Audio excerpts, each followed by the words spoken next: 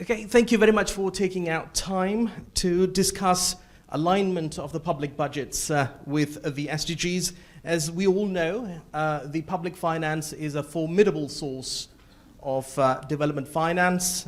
Countries in Asia, emerging market countries, and also middle-income countries are going to be spending about 30% of their GDP each year, this year, next year, and about 20% in low-income countries. So it's quite a sizable amount of investments that the countries make. The SDGs, I'm sure we all know, have these cross-sectoral dimensions in them. But the budgets, on the other hand, are in functional silos. So it's the ministries, it's the government's tiers. Another issue is that the public financial management, which is the budgeting system that most countries adopt, need to focus on how to improve efficiency, in addition to, of course, raising further funds for the SDGs, and also need to make the budgets more equitable, so as to look at income inequalities, gender inequalities, and also territorial inequalities. At the UNDP, we work with around 55 countries, ministries of finance, on budgeting for SDGs reforms. Within this region, around 20 countries. And our work is related to budgeting on climate, building climate resilience, developing biodiversity, working on gender equality, but also importantly, looking at poverty and inequality. I'll start by requesting our distinguished colleague from NEDA, National Economic and Development Authority of the Philippines. And now, my understanding is that the Philippines has developed some sort of a system through which the budget or the public investment life cycle is connected with aligned with the SDGs in order to improve access and quality of public services. Now, this is quite important, linking the public investment management with the SDGs, because public investments are a sizable portion of the overall public budgets, and reforming those systems in order to align them with SDGs, in our opinion, would improve not only the efficiency, but also access and quality of services. Can I kindly request you to talk a little bit about what are these reforms? Have you undertaken any legal or regulatory changes? And maybe talk a little bit about what are the benefits that you are intending or are driving at the moment, and what are the lessons that you can share with other country offices on what type of reforms or entry points they can initiate in order to reform the public investment management system. Thank you very much. Over to you, Madam. Okay, thank you, Noman. And good morning to everyone. So to simplify, that was a lot of questions. And probably to simplify the whole process of how we do it in the Philippines, how do we incorporate SDGs in the public investment management systems in the Philippines, I'll be going through the process of how we do planning, then programming, then budgeting, and then how do we monitor these, okay? But before I do that, maybe I'm taking a leaf of how Elvin did it yesterday. You know, I'd like to take a step back and bring you to 2015, how it was in 2015. Well, in the Philippines, at that time, you know, we decided it was about time to do a long-term vision for how we would like to see the Philippines by 2040. And so the National Economic Development Authority, from which I am working, from where I'm working, we conducted a survey to ask Filipinos of all classes, how do you envision your life to be in 2040? And it was simple. People were saying, oh, I just want to have a car, a regular car, a medium-sized house, to ensure that my kids get to go to college, get a good job, to be able to travel from time to time. You know, life that they wanted by 2040 was very simple. And so the NEDA, with the lead of NEDA and the government of the Philippines, we developed the 2040 ambition natin. Yeah, that's the Filipino. Ambition natin in English says our vision 2040. Where all Filipinos, take note, all Filipinos will have a strong, stable, and secure life. So that's just the vision that we want. And if you look at the SDGs, when they were established in 2016, actually this falls in line with what we want in 2040, where no one gets left behind. And so even at that time, government was very conscious about ensuring that the SDGs were in all the development plans of the Philippines. A 25-year vision would actually entail 4 medium-term public investment, or Philippine development plans, 4 Philippine development plans divided into 6 years. So that's like 4 terms of different administrations. And so now going to the process, the planning process. Like all the countries here, we have our national development plans. And as I mentioned, the SDGs were consciously incorporated by the Philippine government in that. How do we do it? So along with the Philippine Development Plan, we also have the Public Investment Program. Okay, so the Philippine Development Plan lays out the medium-term strategies, objectives, in wanting to reach that eventual goal in 2040. So we have a medium-term goal. But to achieve these goals, you need programs, activities, and projects which are laid down in what we call a Public Investment Program. So these are the 2 documents that come together, where the Public Investment Program has again, all this list of projects that would contribute to us getting to where we want to be in 6 years' time and eventually in 25 years' time. But how do we link these 2 projects? So we have what we call the results matrices. And I think the other countries, our colleagues also here from different countries have it. Maybe you call it results-based matrices, performance matrices. But in the Philippines, we call it the results matrices. So each chapter of the Philippine Development Plan has its own results matrix. And in that results matrix, we have the indicators, the annual targets, the means of verification, who are the concerned agencies that are accountable for achieving these indicators or targets. And then we have to regularly report it. So this is what links the 2 documents, the Philippine Development Plan and the Public Investment Plan, is the results matrix. Now, in that results matrix, we also included a column there that has the SDG indicators. So at this time, if I may be honest, of course, I don't want to just say good things, of the things we do. As mentioned yesterday by Tom, it would be good to also discuss, what challenges are we facing here? And at this time, we only are able to indicate 83 SDG indicators of the 198 that are being proposed into that results matrix. So a lot of the outcomes and sub-outcomes there do not have indicators.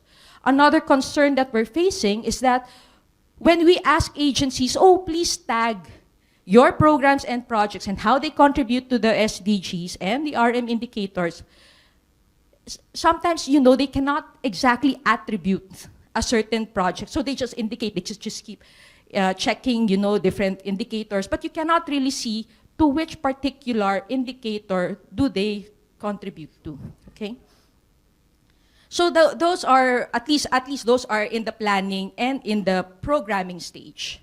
Now, when we come to the budget, which is the 3rd stage now, the Department of Budget and Management would advise the agencies, okay, when you submit to us the projects that you would like us to budget, when you submit your budget proposals into what they call the OSBPS, or that's Online Submission of Budget Proposal System, please indicate the same projects that you indicated in your public investment program, the same information of the same data on the costings, locations, the same SDG indicators, RM, so that they are able to track now from planning to programming to budget. Again, we face the challenge of agencies, just wanting to get this done, because if they don't put in other projects into the budget system, there's a big chance that the projects don't get considered. And so sometimes there is a problem of 1:1 link between the public investment program and the budget systems. So now that's already a problem in tracking SDGs from one process to another. But NEDA, and we are happy to say this, because our team was able to work closely with the DBM to try to address this problem of linking our systems with theirs. Because we've always heard from the DBM, you know, we have, our systems are old but have been working for some time, and we don't want to change our systems because we might not have a budget next year if we update our systems or fix our systems. But they do acknowledge that there is a need to do that. But the fear of not being able to deliver, when you say, come on, DBM, give me your budget, they're not able to give anything because their systems are being improved, you know, hinders them from actually pursuing an updating of the budget system. But we were able to devise a way of being able to track specific projects and programs found in the public investment program down to the DBM's budget systems by using a PIP unified code. So there's a unified identifier for certain projects and programs, okay? Furthermore, the DBM as the way of being, to be able to further facilitate, you know, tracking of SDGs. Originally, when they look at the performance of agencies, they only look at organizational outcomes. But it was only in 2018 that they thought, okay, why don't we bring it back? We bring it down even to programs, activities, and project outputs so that it is better or easier to track from the PIP to the DBM on achievement of indicators related to the SDGs. And so in 2018, the DBM required government agencies to even bring down lower now their indicators from the organizational level down to the to the PAPs, what we call the programs, activities, and projects. Okay, so we're able. Does everyone understand me so far? I'm not sure if I'm jumping all over the place, okay? So now from the planning, programming, and budgeting, we go down now to the monitoring of these SDGs. So we have the Philippine Statistical Authority, which looks at which also monitors the SDG indicators. They ask the agencies to regularly submit their PAPs along with the SDGs and what have they achieved so far. Remember, when I mentioned a while ago the results framework, we have the agencies who are concerned there and their reporting mechanisms and means of verification. So these they have to submit regularly to the PSA so that the PSA can monitor, you know, whether we're achieving the SDG targets. The PSA also releases what they call the SDG Watch. I think there are also SDG Watch in other countries now, but they regularly provide these SDG Watch so that we know where we stand. So the public is aware where we stand when it comes to SDG, whether we're achieving the SDGs. Okay, so that's basically how it goes from the planning, programming, budgeting to the monitoring, and adjustments are being made also to the SDG indicators by the PSA, which will again feed into later on the planning process. So it's just a cycle. Now, when you mentioned what are the reforms that have been done. Well, some of the reforms that we did is that the president, upon the start of his administration, will instruct all the agencies and the NEDA to prepare the development plan and make sure that SDG is considered. So that's one of the basis for having the SDGs in the PDP.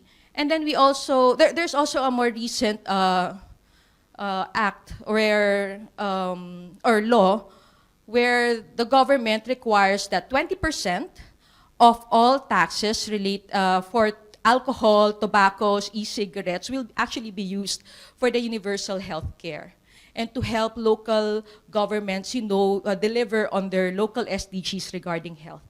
So the implementing guidelines for this is actually being done, and we hope to have this implemented soonest. Now, finally, just to close, I'm sorry I've gone beyond my 7 minutes, but I think, you know, the main benefit that we see in having all these linkages is that, you know, government is properly guided in the whole process and have, you know, wanting to deliver on the SDG commitments. with all these systems in place, particularly if they are all linked, then we can be goal oriented. We know where where exactly there are gaps that we need to focus our limited resources on, among other things. So probably I'll end it at that, and probably in the question and answer there will be other things that will come up. Thank you so much. Planning, programming, budgeting, and monitoring system using SDGs as a common agenda between these different processes, and using SDGs as performance benchmarks in order to hold government officials accountable, and also improving transparency, to my understanding. These are important lessons. And also, you talked a little bit about the political level ownership the president requires the inclusion of SDGs as part of the national plans. Thank you very much for sharing these lessons. I'll turn on to the Joint Secretary of the Ministry of Finance, Bangladesh.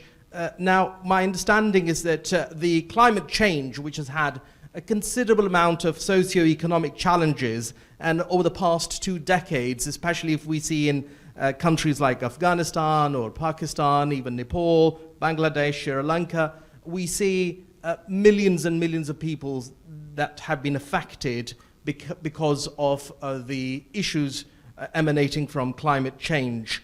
Bangladesh, to my understanding, has an integrated national financing framework strategy, which includes the climate finance, or working on climate change, building resilience as one of the priority areas.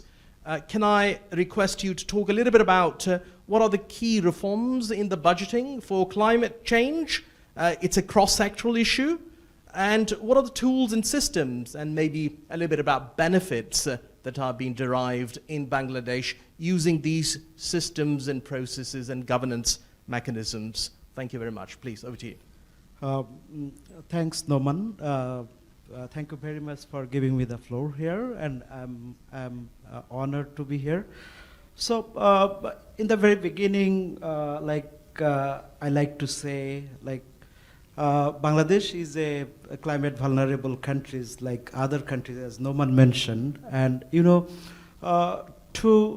address our climate vulnerabilities, we have development plans, like Hazel mentioned also, like the different countries have development plans for different terms, like the very long-term plan, like the medium-term plan.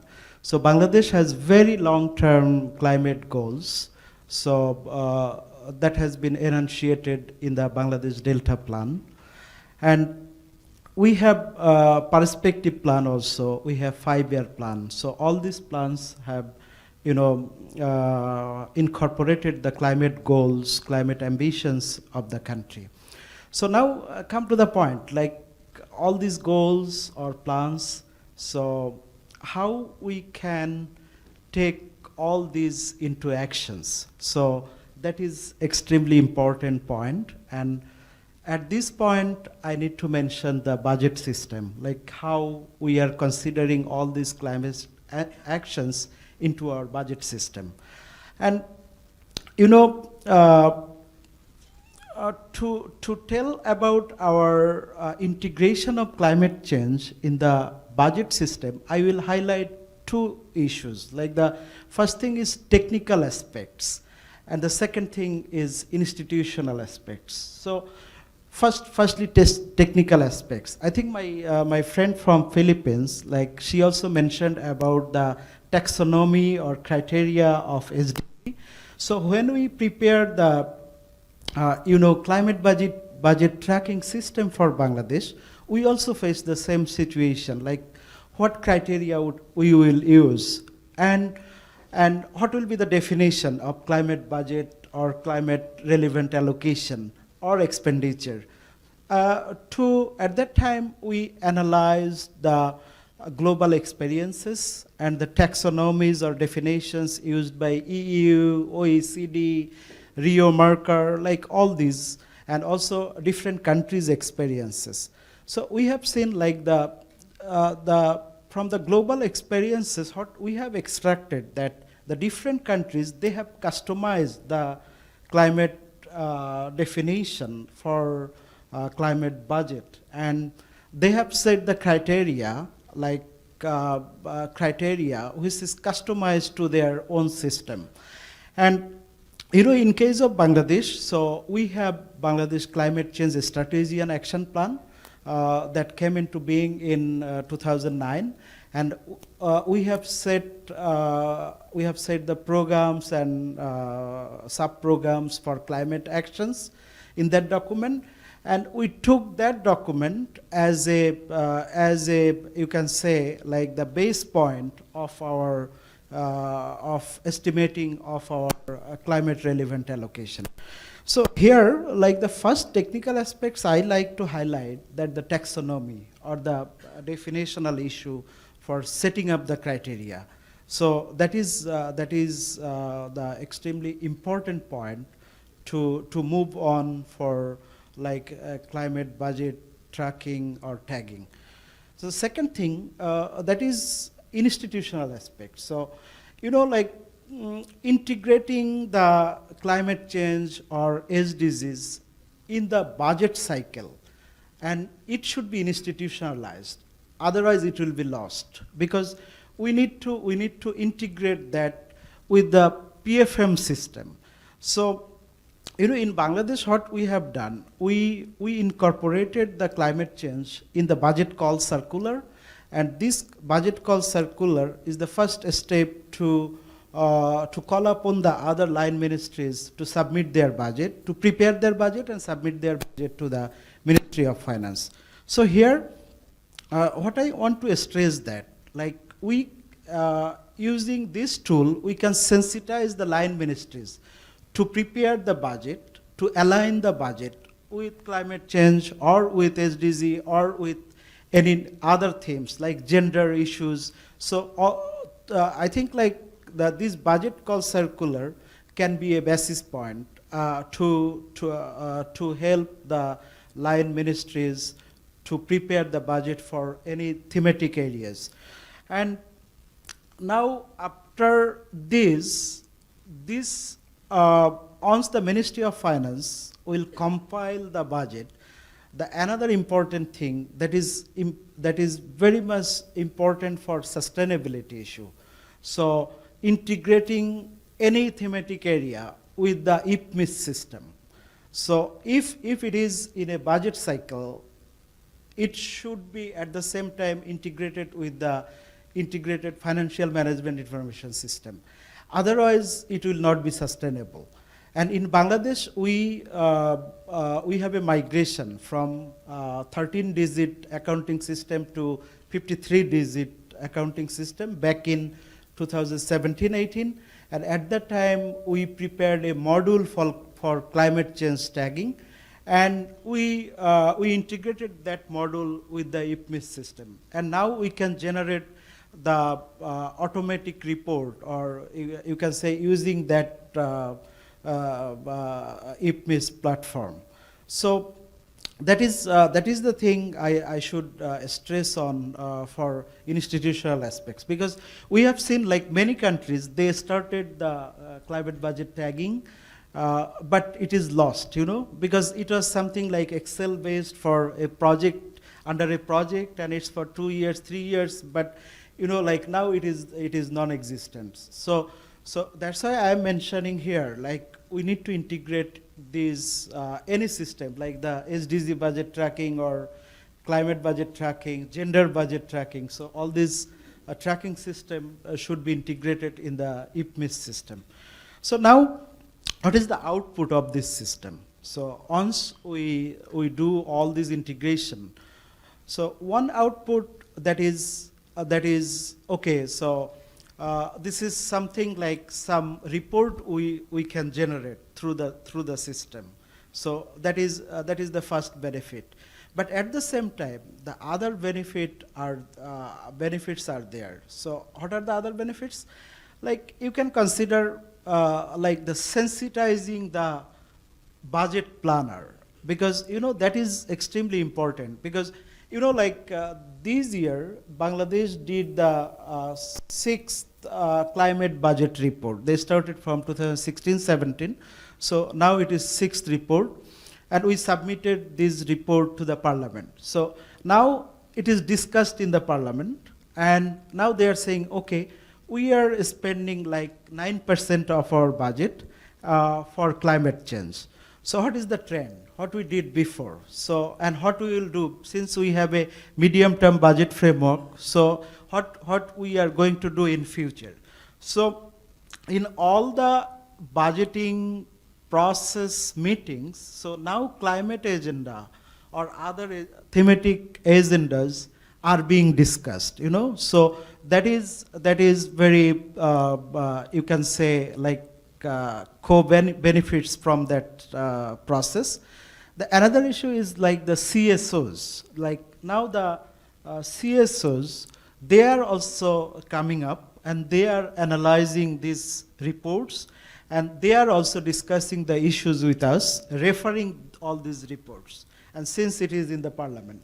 So that is also extremely important thing, and huge benefit from this system. And I think like, and there's some other benefits also. Like now we are tracking the investment, and also, you know, like we are tracking investment for particularly climate adaptation, climate mitigation, all these things. So at the same time, we are talking about external finance, like the sources of finance, like it is coming from government. Okay, so in the government, how government is contributing, like from their tax money. So what money is coming from external finance? So those issues are also coming up with this process. And my friend from IMF, he in the beginning, he mentioned about fiscal buffer. So thank to him. Like we are also considering like this kind of fiscal buffer as a tool to mitigate fiscal risk. And you know, for climate to mitigate the climate risk or climate vulnerabilities, like this fiscal buffer is an extremely important tool to take the interventions, to conduct the interventions for any climate change extreme events. So, but you know, like this fiscal buffer, the different countries have different capacities in terms of fiscal issues, and you know, like the tax GDP ratio for different countries have different levels. But still fiscal buffer is an important thing. And you know, like this climate budget tagging, we are also discussing all these issues, like external financing, internal financing, fiscal buffer, all these issues are coming up. Even the NDCs, even all other thematic areas we are discussing along with this climate budget tagging. I think, yeah, I can stop here now. Yeah, so thank you very much. Thank you so much. So technical and institutional points. Thank you. You've talked about integrating climate change into the PFM system, the classification system that is in place for the budget making and expenditure tracking. You've also talked about using this system in order to produce climate budget reports that go to the parliament, and some of the benefits of including this information into medium-term budget frameworks, but also allowing the civil society organizations to do the analysis, but also maybe provide inputs, and using this information to look at the sources of financing. And now it is leading to the discussions around developing fiscal buffers. So thank you so much. Can I now request the Department of Finance colleague from Philippines to talk about climate finance reforms in Philippines, a little bit brief about these reforms and what are the benefits that you are driving or intend to drive? Over to you. Thank you.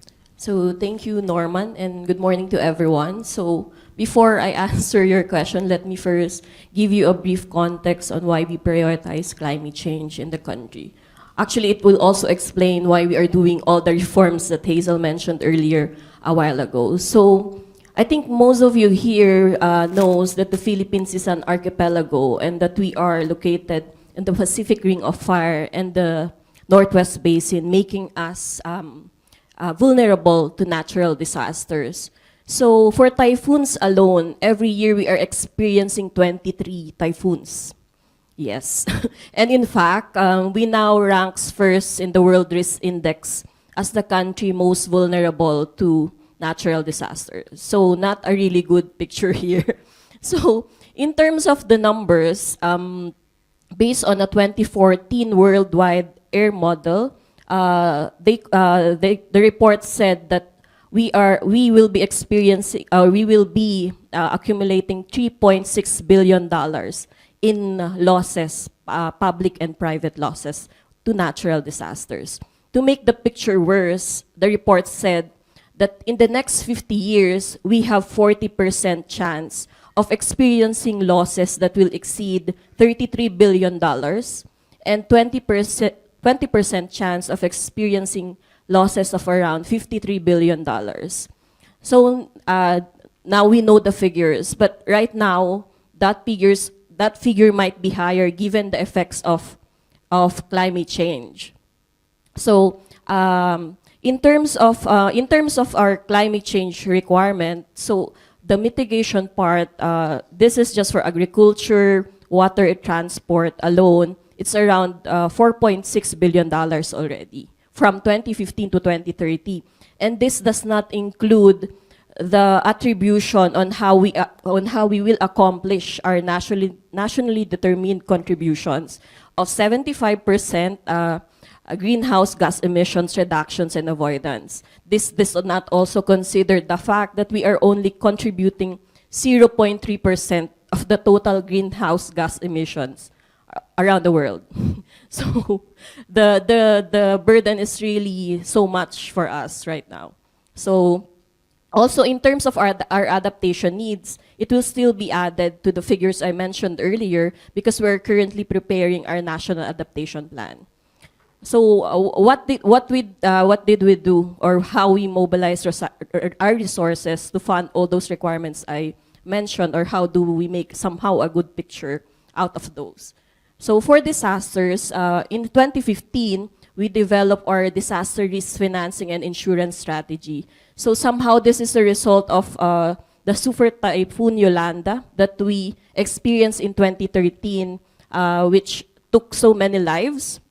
And it passed by, I think, around 6,000 lives, and the impact to our GDP was somehow large also. And it's just passing by the northern Leyte, or the provinces in the south. But based on the report as well, if it passed by the Greater Metro Manila region, the damages would be 2 times or 3 times more. So that's why we developed such strategy. So it's a three-tiered layer strategy being implemented at the national, local, and government levels depending on the frequency and intensity of disasters. So that strategy allowed us to tap and implement innovative financing such as catastrophe bonds, contingent credit lines from development partners, and even parametric insurance, among others. So on the other hand, in terms of climate change, we created an interagency technical working group on sustainable finance, or what we call now as Green Force, to harmonize all government policies pertaining to or leading towards green and sustainable projects. It composed of members from the national government agencies which formulate climate change policies. So the first output actually of this Green Force is our sustainable finance roadmap. So as I mentioned, to harmonize all government policies. And then it's also coupled with our guiding principles, which is a taxonomy of sorts of the financial sustainable ecosystem of the Philippines. So the sustainable finance roadmap of the country is somehow done in order for us to implement the NDC or our commitments under the NDC. So it's also categorized into 3 pillars. So pillar A is trying to make a conducive environment, which pertains to policies that we have to develop. Then the second one is mainstreaming sustainable finance, and the third one is developing a sustainable pipeline of investments. So under pillar C would be the private sector participation. Under that pillar, actually recently there are issuances from the private sector on social, green, and development sustainable bonds, which was done because the government was also able to issue such framework and guidelines on ESG or sustainable finance. Moreover, I think from the government side, we were also able to raise our first ESG global bonds last year. It's followed. It's in US dollar. Then it's followed by a Japanese yen sustainability bond. So we are also trying to currently issue one on this front. These initiatives that I mentioned actually complements what Hazel mentioned earlier, because in the planning, in the planning side, there's also already a climate lens in terms of evaluating projects for approval that eventually we will be financing. And also, as Mr. Munir here said, the Philippines is also doing the climate change expenditure tagging for a while now. So I think in closing, I can say that we cannot just address climate change alone. So we have to couple it with our initiatives on the disaster risk reduction and management agenda, as well as the achievement of our sustainability goals. And of course, more importantly, the government cannot do it alone, and we need everyone to be on board. Thank you. Thank you so much. Disaster risk financing and insurance as one of the components to maybe reduce that sudden spike in government spending when disasters hit. So I think that can be categorized as one of the fiscal buffers. So thank you very much for sharing this. I'll now request our colleague from IMF to talk a little bit about costing tools. Now, SDGs require considerable amount of additional investments, both from public and private sector, but in many cases, improvement in efficiency or usage of the existing resources. Now, we understand IMF has developed a costing tool for about 5 sectors: health, education, water and sanitation, energy, and road infrastructure.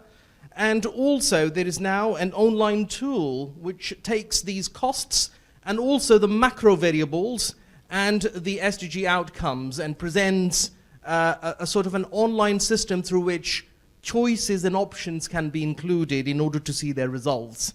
And lastly, can I also request you to talk briefly about the capacity development strategy or the capacity building initiatives that the IMF is undertaking, especially in this region. Thank you so much. Thank you, Norman. Good morning, everyone. I'm Kentaro Katayama from the IMF headquarters based in DC. Also, I'd like to thank UNDP to invite us for such a wonderful event. Thank you. So what I'm going to talk is a little bit apart from country experiences, a little bit macro perspective, spending needs and also financing options.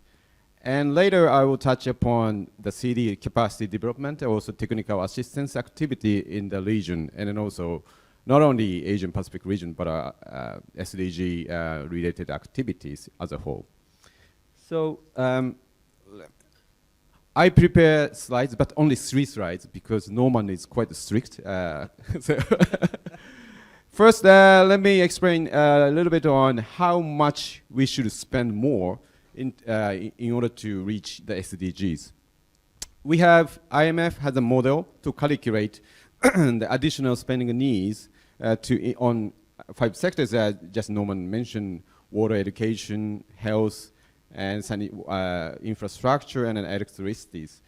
We chosen the 5 sectors because it's macro critical. Then a little bit technical, but let me just explain the mechanics behind that. We are taking input outcome approach. So first we assume that the outcome indicator, which is basically SDG indicator, are a function of selected inputs and then also unit cost. For example, in the case of education, the SDG 4 is the outcome indicator for education, and input is the number of teachers, and unit cost is teachers' wage.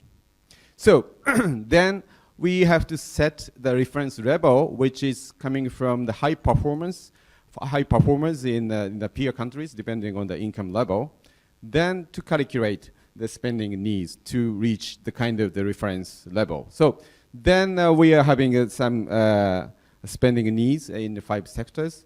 So on your left, on my right, we have a chart here, comparison between 2018 and 2022 in each income group. As you see, AE refers to the advanced economy, MEA is the emerging market economy, and the LIDC is the low-income developing countries. So the bar chart on the left refers to the Asia-Pacific region, and kind of, how to say, the triangle markers refer to the world average. So in terms of income group, obviously you see the emerging market economy in Asia-Pacific region has additional needs of around 4 to 5% of GDP, 2030 GDP. In terms of low-income countries, need to have additionally almost 10% of GDP in 2030 term to reach the SDGs in that 5 sectors. If you look at the triangle markers, which is coming from, which refers to the world average, in terms of EME, almost the same, but in terms of low-income countries, the kind of the additional needs in those countries is much smaller than the world average.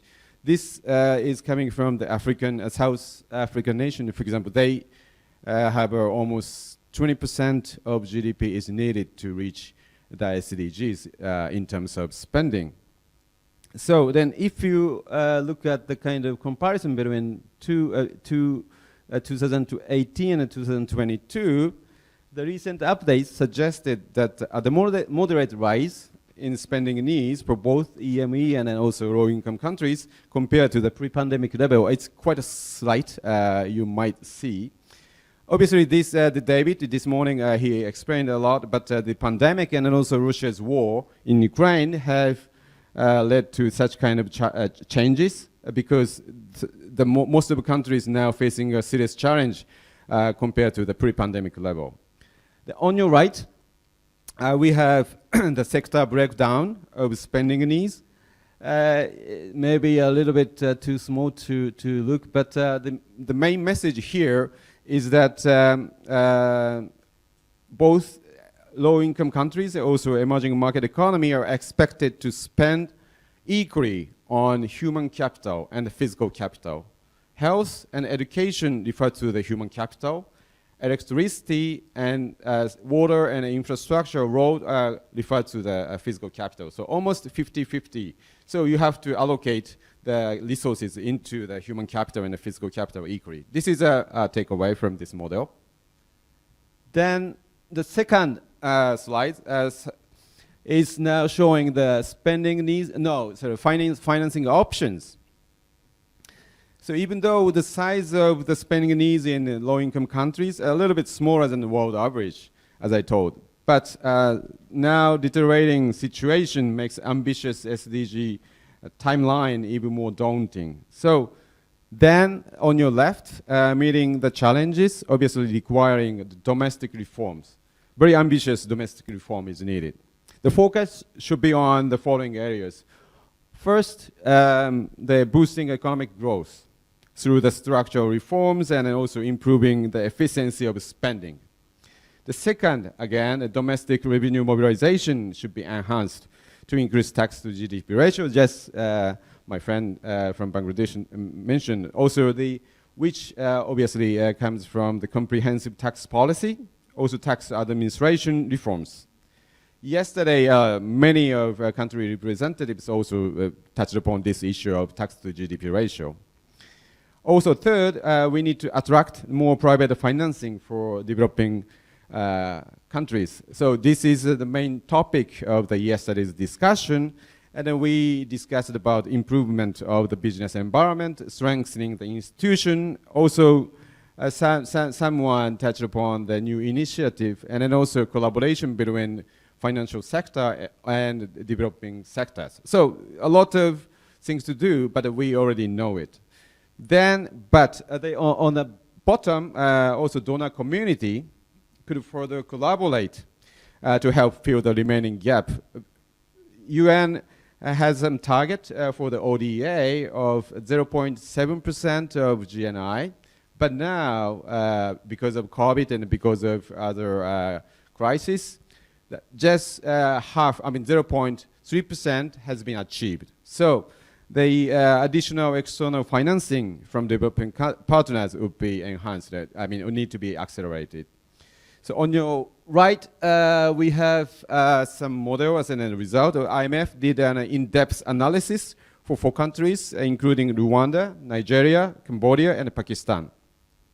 This shows you that the size of reform gains and the result suggested twofold. One, the pandemic obviously increased the financing needs by 2.5% more. And then also, top of that, scarring effect would increase the spending needs additionally by 2%. So now we are sitting in a very serious and dangerous situation in a sense, because 2030 is almost around, but we have increased the spending gap to fill that.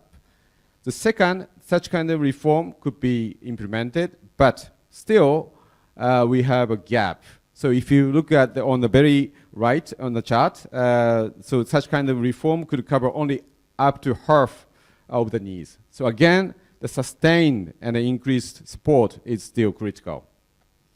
So on the bottom, as Norman mentioned, we invented a new tool, online tool, which is quite useful, user-friendly. So my priority here is to ask you to remember this website, SDG Fit, SDG financing tool. So it's you just type this link to go there. It's very useful, and we could use some parameters to be changed. So it's very easy. So then obviously handbook manuals are uploaded. So it is easy to go there and then easy to access and discuss, facilitating a discussion among the policymakers. Then finally, I'd like to touch upon a little bit on this, our city support. Maybe that's coming. No. Okay. So capacity development. Before going to the capacity development, I would like to mention that the IMF is now stepping up its support in the area of economic inclusion, income inequality, gender disparities. Such kind of inclusion issues is now becoming our top priority. So when we send some team to the surveillance, we thinking such kind of agenda as a top priority to make the economic growth sustainable. In terms of capacity development, yes, this session is focusing on the public spending. So the enhancing MTFF and the PFM, Green PFM, and also gender PFM. Those three are the quite important issues. And then Bangladesh is the trailblazers in the Asian region in terms of green budgeting. And then also gender budgeting is also underway in at least 15 Asian countries. Also, revenue mobilization is also very important issues, not the topic for this session, but it's very complementary to the INFF in a sense that financing, the second block of INFF is financing strategy, and then our MTRS is complementary to the financing strategy. So all in all, this support, our support in the capacity development will be linked to the progressing INFF. And then please do remember that the IMF remain committed to support the countries to achieve SDG agenda. Thank you. Thank you so much. So from the costing side, thank you. So from the costing side, the input-outcome method, based on which the calculations show that the emerging market economies would need about 5% of GDP of additional investments in order to get back on the track of SDGs, and low-income countries about 11%. And the three key policies that you've talked about: one, economic growth; number two, improving efficiency of public spending. And I think budgeting for SDGs, or aligning public investments with the SDGs, focuses on efficiency element. Number two is the taxation reforms, and number three is attracting private financing or private capital. And then you've also talked about inclusion, gender, income inequalities, or within the country, territorial inequalities. Those are the key topics that we also look at while reviewing the issues of inequality. Can I now request our colleague from UNICEF to talk a little bit about fiscal space? Now, we know that because of, as David also said, because of increase in interest rates, the interest expenditure may be taking more space within the budgets. And also, if there is fiscal consolidation requirement, that is going to reduce some of the space that is available, especially for the social sector. Now, you've analyzed the expenditure related to social sector in about 18 countries. So can we request you to maybe talk a little bit about that, and also show some of the results that you have seen through this analysis, and now what do you intend to do in order to help the countries maybe either improve efficiency or some measures to increase the fiscal space? So over to you, Andrea, please. Thanks so much, Nima, and thanks everybody to inviting us. It's, even if I'm UNICEF and I'm sitting with the IMF, actually my presentation really follows what we just heard.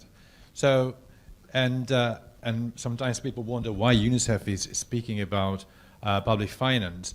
Well, interesting, the Convention of the Right of the Child on Article 4 specifically required, that means a legislation in every country that had ratified, requires that countries maximize their resources for the implementation of the convention. It's a specific article on finance.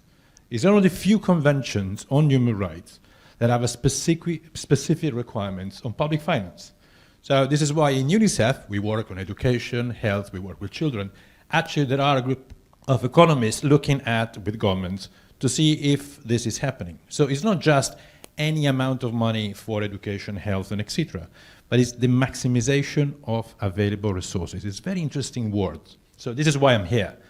And it's very interesting the way we work together, because the way of analyzing the budget, analyzing the ways and the allocations and the use of resources in social sectors is what really makes a sense normally, but in this specific moment of history is critical. And the idea is that we know that the recovery for every country will pass through the public expenditure on social services, as you heard before from IMF. We do understand that the recovery, the long-term recovery, will not happen if the loss that we made during these last 3 years, and we know that children pay the highest cost, and when I say children, just think about education, health. The loss that we have in years of education will have an economic impact that for this region will be dramatic for the next 30 years, particularly if you link that with an aging society. So that's one of the major points that we have to think about ahead. It's not just because it's right in principle, as UNICEF will tell you, but because it's really right in practice. It's a concern for us. So we have just a couple of slides. Oh. As Norman mentioned, we just did a report. We analyzed all the allocations and expenditure of different sectors for the last 3 years, before and after. So you can, if you want to have, just scan the code to download the reports. And I present you few of the results here, as Norman was mentioning. One, and this is actually taken from our colleague from the bank, is this idea that the non-monetary dimension of the pandemic and its impact may have a monetary cost bigger than the loss of income. What does it mean? That the long-term economic impact of the loss of education and health that we had in the last 2 years will have a massive impact if it's not addressed quickly. And this is, I think, is critical. Now, what's the problem? And I quote, I will not say which country, a colleague from a Minister of Finance in this region. He told me, Andrea, be careful, because that was during the time there was an expansion of social program. And he said, look, by the time the rich will get better, consolidation will come. And as our colleague of UNESCAP here in the region proved, this region we have a recovery that has a K-shape. That means some people, some part of our society are recovering, so going up, and there's a component of our society that still are going down. And this is what is creating the discrepancies and inequalities in this region. So when this is happening, this is something we have, our concerns should be addressed. We know that most of the countries, almost all of them, apart from China, are already into the consolidation phases. A consolidation phase is in a way requested to put the accounts in order. But as we learned in the past, we have been very careful when we put order in the accounts on who will pay the cost and which areas we have to protect. Not only, as I said, because it is right in principle, children's priority, but because it is right in practice. We've seen in the past when we only look at the accounts without looking at the implication, that later on the economic cost of what we have done was too big. So this is why we are common interest. When I say IMF and UNICEF, I'm happy that we are sitting here, or why IMF Article for Mission, among the others, they come to UNICEF say, okay, we are proposing this one, but tell me more inside, in reality, on the ground, because this is what we do. What will be the major implication, for example, if we cut down, I don't know, salaries for teachers, or the wage component for health? What will be the real implication? And this is, I think, the interesting collaboration that we have. So just to summarize, how we create this fiscal space. We have 5 areas, and usually the basic ones. So one, what we work in UNICEF, increase ODA, try to get more money for the donors. And appreciate we are trying to have the same message, but we are also realistic. We know that at the moment, the possibility to have more ODA is almost impossible. It will be just a miracle if we keep the donors having the same level of support they have so far. We have to keep the pressure, but it will be difficult. Second one, increase domestic revenue. And on that one, we heard about taxation. This is an important one, particularly, as I say, if you have a K-shaped recovery, making sure that the ones that are going up and getting advantage are actually redistributing or pay part to the ones that are not benefiting for the recovery. That's the important one. Deficit financing. We have done a lot. Country did an amazing work in the expansion of intervention after the COVID, but probably they reach a limit. And we know that the payment of that debt is our major competitor when we discuss in budget with Minister of Finance. We cannot, if you have to pay more for debt, I cannot pay for education, and we know that's the case. So what are the other 2 options? The first one is prioritization. Once we know how big is the cake, and this is about the economy, is about all the factors we mentioned, how we divide the cake, that's a component of priority. And we've learned during the COVID that fiscal space is an important concept, but what really matters is a political space. We have seen governments increasing amazing on social protection, for example, and we did this calculation, the average of this region is 34 days. Within 34 days from the first COVID case, countries were already announcing intervention on social protection. It's amazing. And the expansion of that one done by government system, not parallel system, was also incredible. So prioritization, important one. And the third one is the efficiency, the internal efficiency. And this is how, as UNICEF, this is the work we do with the ministry. We work with the Ministry of Education all the time. We are embedded there, or the Ministry of Health. Is how we can make, once the money are allocated, how we can make sure that those money are properly spent, as to make sure that you will pay wages for teachers, making sure the teachers are in the school. It's a very simple example, but we can fight for one if we work on the others. And I keep forgetting to. Doesn't matter. Okay. So just to conclude, I present you a few the data. I think the most important one. So what we know that the level of allocations in this region through the different social sector is under the benchmark we were supposed to, under the international agreement level. So when we did is not only looking at the allocation as a percent of GDP, but we look, because we want to look at priority, as allocation as a percentage of the national budget. So we wanted to look through the different years if the allocation from health as a percentage of a national budget was going up and down. So what you see here in that graph is the allocation, the changes in allocation between the two different years. So if in between 1920, so on the right side, it means there was increased priority for health. And between 2021, in the lower side, if it was up, it was going out. So you have the usual four quadrants, right? So when you see more countries on the top right, it means there was an increase in priority through the 2 years.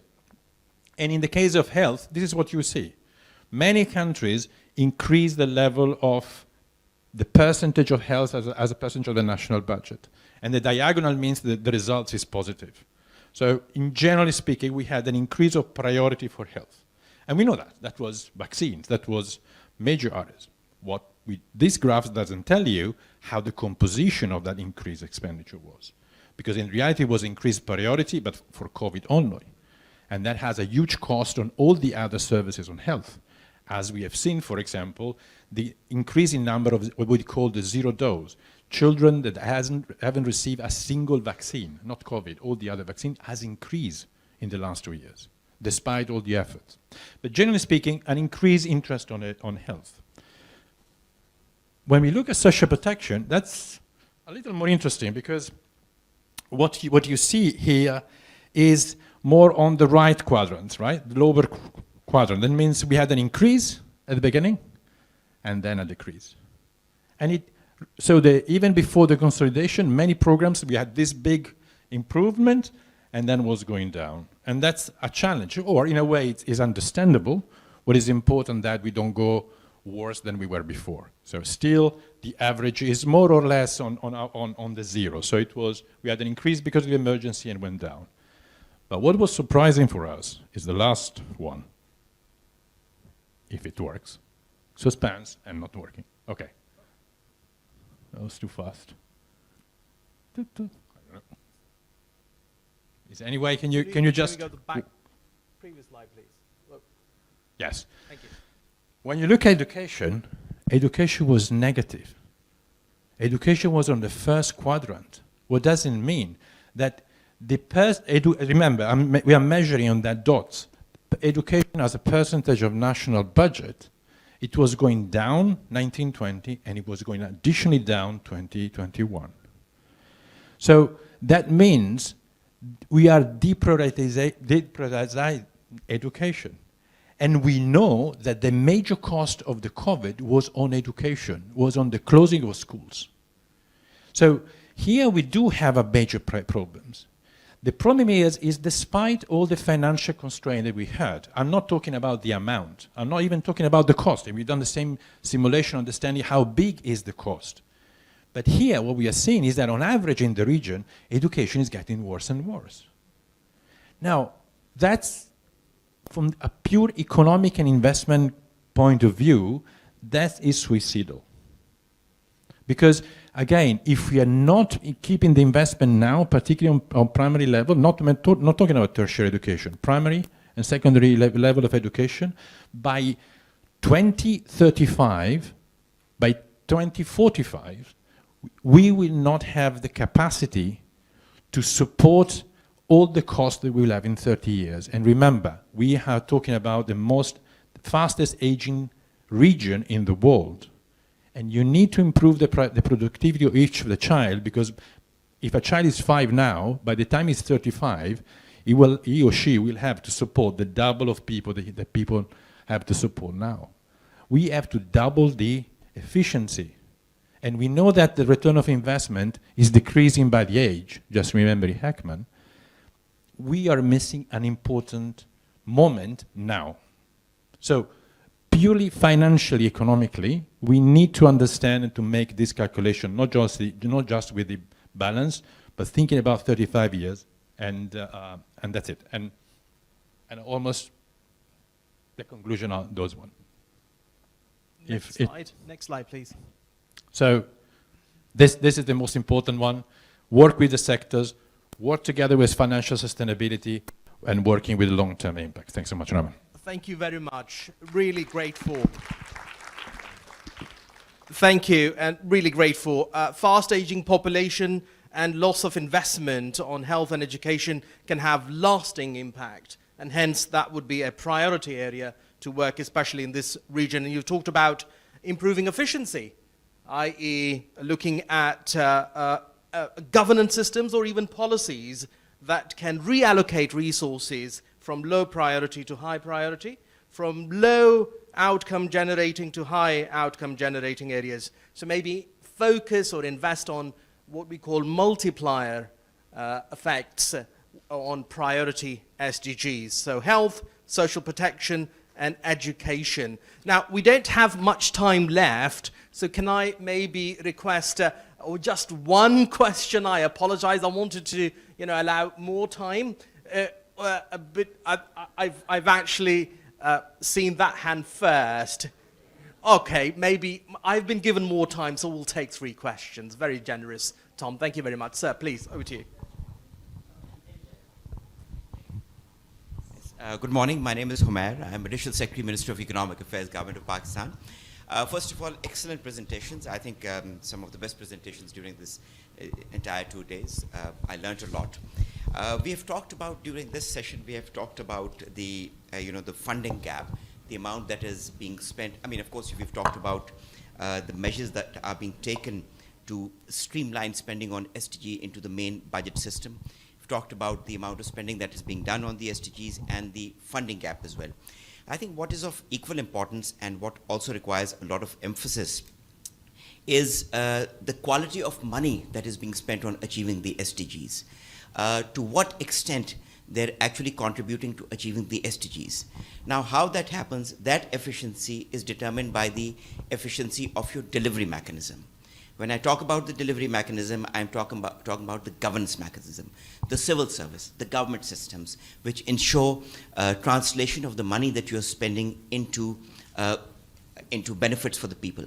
So, and this is where role of the governments as well as role of the multilateral institutions come in.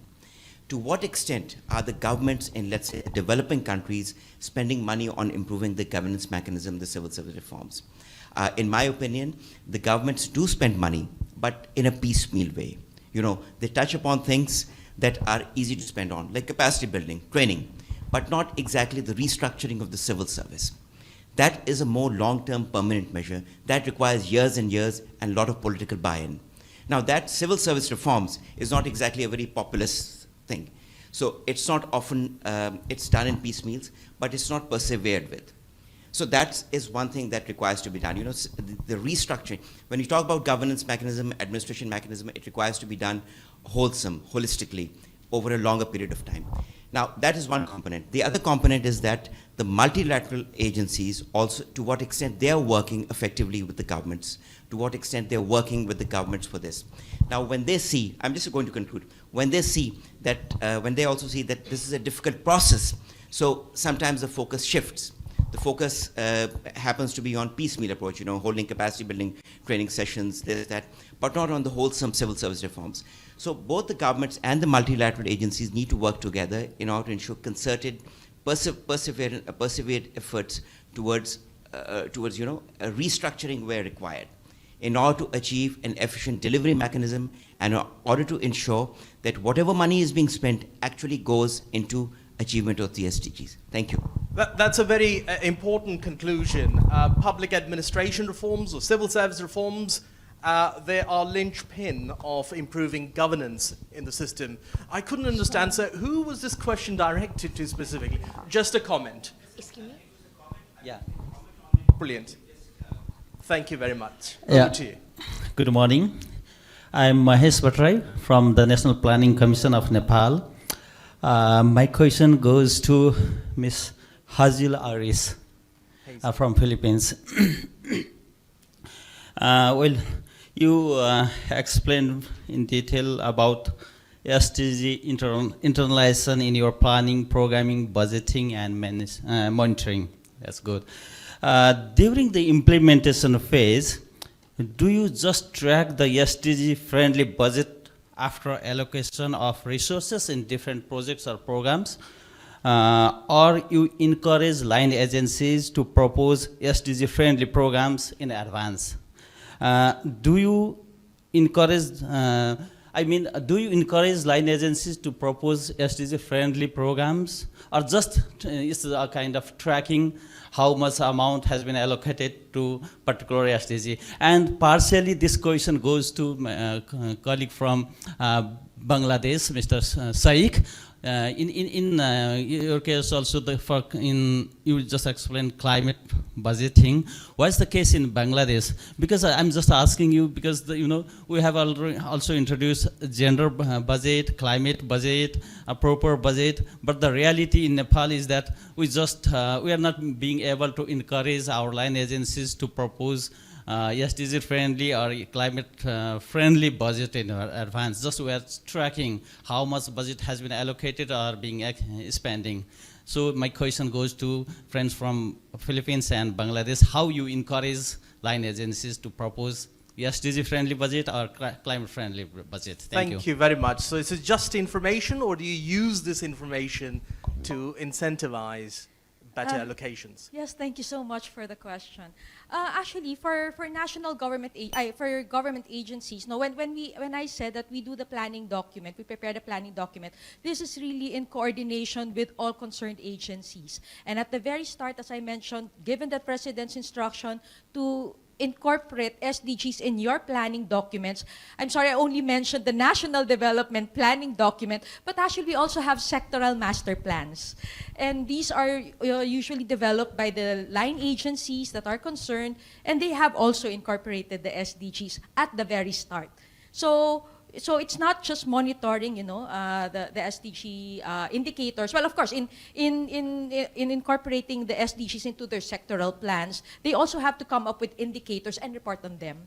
And these are those that are reflected later on in the SDG Watch, which I mentioned earlier.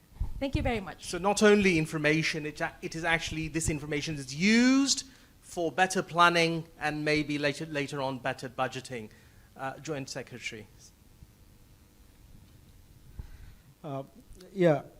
In case of mobilizing resource for climate finance, like in Bangladesh, what we are doing, we have defined the green climate resilience development, and we have incorporated the we call it GCR into our public investment management guidelines. So the projects that is coming through our the planning commission, so they are encouraged by the planning ministries to incorporate this GCR.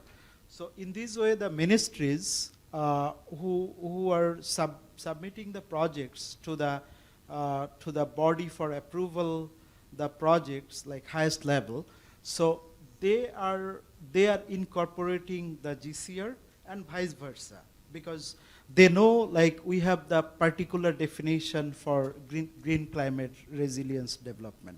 So in this way, and I already mentioned about the budget call circular, there is a clear guidance about climate, about gender, all these things. So the line ministries, they are encouraged to prepare their budget in this way.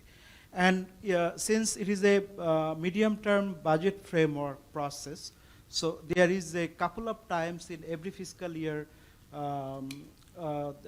there are meetings taking place, and all the cross-cutting issues are being raised in those meetings. So in this way, definitely, the issues like climate change, SDGs, gender are being reflected in the budget. So so with this, I have a comment to my friends from Pakistan. Please go ahead. His comment, I don't want to focus on the reform side of civil service, because I know this is really a very structural issue. But we have seen in the world, we can see a reform is going on. Throughout the international institutional area, And you can see now we have climate PIMA, you know. So before in the IMF we have PIMA, but now we have climate PIMA. So in Bangladesh we have also tried for PEFA++. So that is for, you know, the PEFA for gender, PEFA for climate. So in this way, definitely we are trying to, you know, enhance the quality of expenditure for climate, gender, or this kind of cross-cutting issues. So before 10 years back, you know, like there were no systematic methods, but now the systematic methods are coming up. So I think like in this way, the world can ensure accountability or quality for like SDG or like for other cross-cutting areas expenditure. Okay, Thank you so much. So PIFA and PIMA are the assessment systems and tools through which reforms or systemic level reforms can be identified, focusing on improving efficiency. We'll take one last question or comment from Tom. Thanks, Noman, and thanks to the presenters and also the great questions. I think this has been a brilliant session. Just a couple of reflections and a question to take up in coffee, so we don't need to answer it now. Thank you. But reflection first for the UN and IMF. I take away from this session really that progress on sustainable development is a fiscal buffer. And I think it's really important that we recognize that we can't do fiscal space analysis, debt sustainability analysis in a policy agnostic way. We have to look at the implications of fiscal space and debt distress for progress on sustainable development. And I think we're at this unique time, and it's fantastic, Kantaro, you're with us, because I think we've got a lot to do to try and join up our analysis across the UN, UNICEF, UNDP and others with you. A reflection for the countries. Wow, what amazing progress, systemic progress. That's, again, what I take away. This isn't ad hoc. This is systemic. It's about public financial management information systems, budget call circulars. It's really systemic stuff. And I think you're telling us that actually the SDGs help build momentum for public financial management reform and better management of public finance. That's what I'm taking away from you. But the question I have over coffee is what has really changed in terms of allocations and expenditures for sustainable development? I hear the systems are set up. Are we yet at the point of saying, well, actually, yeah, we have redirected finance because of those systems towards climate change, sustainable development? That's what will be really exciting to hear, but over coffee. Right, thank you so much. So allocations, better distributions. I would like to thank my colleagues for your inputs and wrap up, and if there are any other questions, either you can ask them over coffee or maybe get in touch with them directly. Thank you so much for your time. Round of applause, please. Thank you.